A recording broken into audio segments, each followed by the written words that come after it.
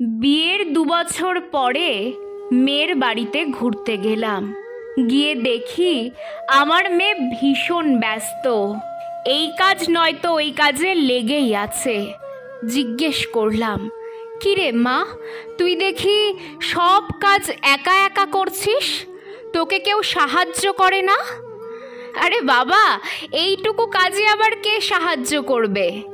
মেয়ে উত্তর দিল, ও বাবা, তুমি একটু অপেক্ষা করো, খাবার নিয়ে আসছি আমি।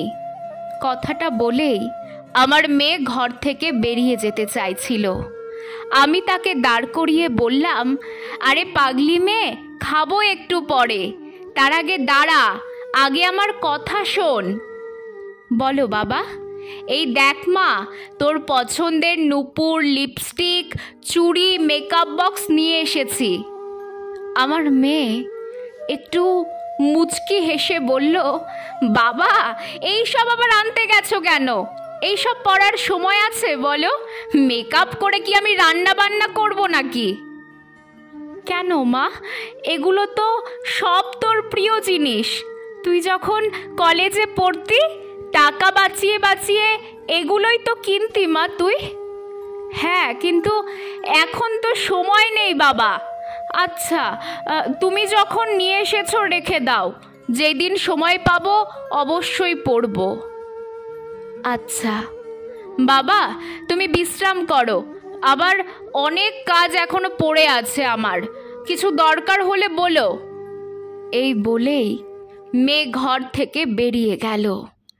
মেয়েটি যাওয়ার পরে বাবা ভাবতে থাকে, যে মেয়েটা নিজের হাতে কখনো ভাত খেত না, হাতের নেল পলিশ খারাপ হয়ে যাবে বলে সাজগোজের জিনিস কিনে না দিতে চাইলে অভিমান করে থাকতো।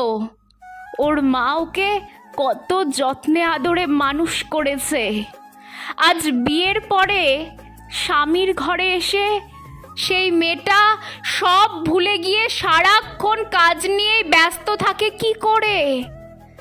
নিজের যত্ন ভুলে গিয়ে অন্যের যত্ন নিয়ে পড়ে থাকে কি করে? হয়তো এমনই মেয়েদের জীবন।